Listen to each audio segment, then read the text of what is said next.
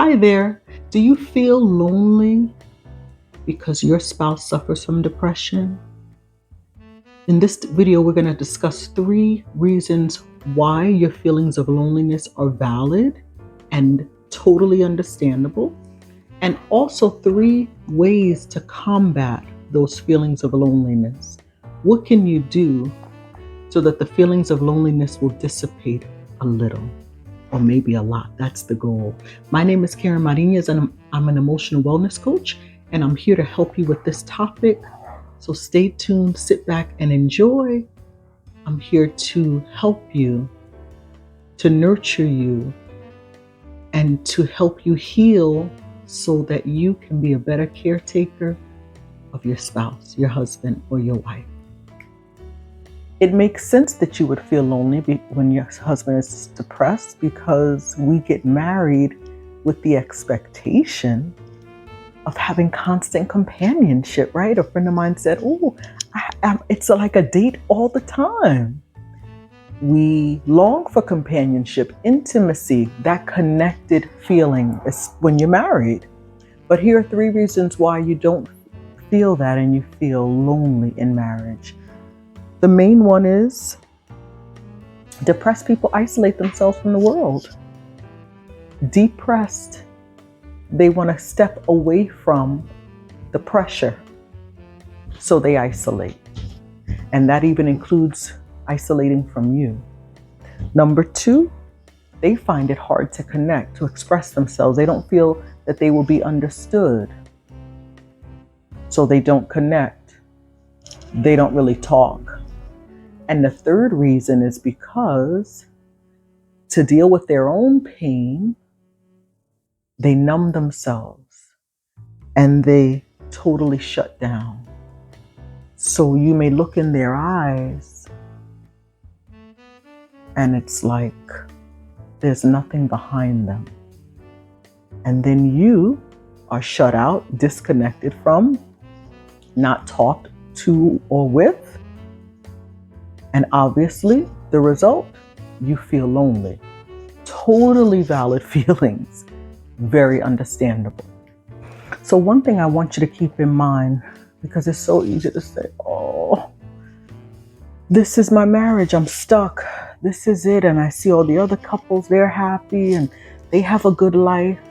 It's very important to recognize and acknowledge that even couples that neither one of them suffer from depression, a lot of them experience loneliness.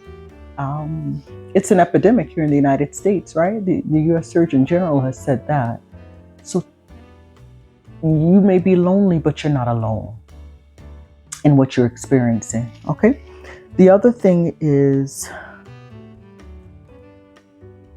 it's very important to acknowledge is that your depressed spouse, as strange as it sounds, they feel what you're feeling.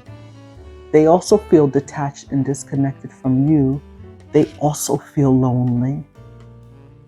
And even though you're like, "But they're the reason why," right? "I'm trying to reach out," right? But it's important to know what they're going through as well. They're also suffering the same loneliness. And it's ironic, like, what? But it's the truth. So what to do? All right, let's get to it. 3 things you can do when you feel lonely. One thing is refocus on yourself. At the moment, let's use our imagination, try to think of him like he's on a business trip. All right, he's away, he's doing important things. He may be on the couch.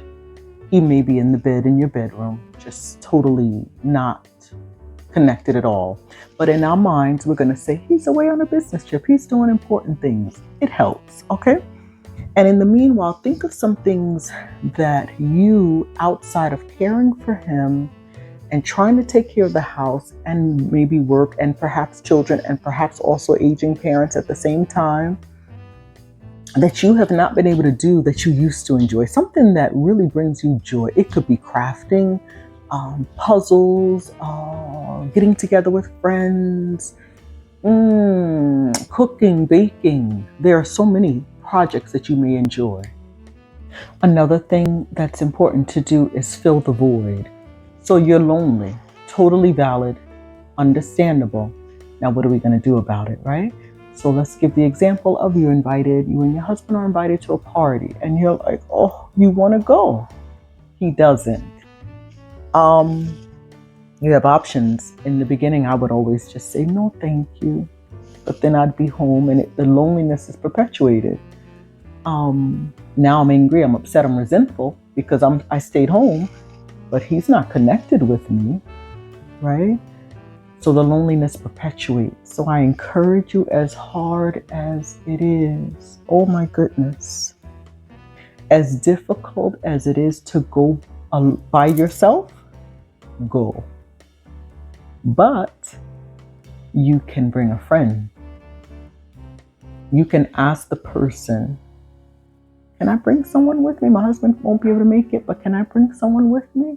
And especially if it's like a formal affair, a wedding or something, it's nice to have somebody to walk in with and somebody to chit chat with at the table. Do it and you won't regret it. I promise you. So we have to find ways to fill the voids. What do I feel I need at this moment? I want conversation. All right, I'm going to call someone. There are always people we need to catch up with. And it's like, I don't have time. This is the perfect opportunity to do that, to help fill that void. So you're sitting on the couch by yourself, but you're chit-chatting. It could be an old-time friend. It could be a relative that you want to catch up with. It could be anything, okay? Or you can invite a friend over to watch a movie so you don't have to watch it by yourself, or go out to the movies. Work at ways to fill the void. What do I feel? What do I need right now? If my spouse were well, what would I want from him right now? Okay. I want to go out. I want to go out to get something to eat. All right, I'm going to call so-and-so. And you have your different friends for different things. And that way you can keep yourself happy and filled up and not feeling that you are missing out on anything. Now, we're not talking about being unfaithful to our mates, but we're talking about filling the void in a healthy way. And the third thing to do to help yourself to get through the loneliness is attend to your emotional needs. It's commonly said that we get married on the pretense, on the promise that there's a movie that someone said, he completes me. And that's not really realistic. That means you came into the relationship with a hole in your heart, H-O-L-E. And really, two whole people, W-H-O-L-E, should meet and be married and join together. But when you have a hole in your soul, or the other person does, or you both do, honestly, no one can fill that hole or that void except you. So you have to work on yourself. It could be different issues. Most things come from our childhood. There's abandonment issues, injustice, different emotional childhood wounds that we suffer from that need to be attended to. You may need a therapist or a coach to unpack and process those emotions so that you can fill that hole and you can be W-H-O-L-E whole. Exactly. You knew I was going to say that, right? So the 3 ways are: refocus on yourself, do something that you love but you really get a chance to do. 2, figure out what you long for, what is the void you're feeling, and fill it in a proper way. And 3, attend to your emotional needs. The good news is everyone has ebbs and flows. Most depressed people do have brighter moments. Even those mini moments of happiness, of joy, of you look across the room and you share a giggle, relish in it and enjoy it. Your husband is not well. He has an emotional illness. If we had a husband that had diabetes and his sugar spikes or drops, we wouldn't know he's diabetic. This happens sometimes, even if they take care of their diet. The body just does things. Same thing with mental illness. There are ebbs and flows, but when there are good times, when he's back from the business trip, we want him to come back from the business trip to a wife who's happy, relaxed, content, ready for him, right? And we can only be that way if we take care of ourselves while he's on his business trip. What good is it for him to come back and we're resentful and angry and we're giving him the silent treatment? Of course, we're angry because we didn't do the work on ourselves to fill that hole in our soul, right? And anger is an appropriate emotion. It's valid, understandable, but we have to work on ourselves. We're the only ones we can control. And it'll be a pleasant experience. Before he goes back to the business trip, we would have enjoyed that time with him. And think about this, the better emotionally you are by doing the work on yourself while he's on his business trip, when he comes back and his wife is like, hey, he'll feel safe. He'll be more inclined to come out of that hole back from the business trip more often because my baby's good. She still loves me. Wow, right? That's where we want to be emotionally. If you enjoyed this video, please like and subscribe. There are more to come. I'll see you soon. Be well and please take care of you. You're very important and you're precious. Bye now.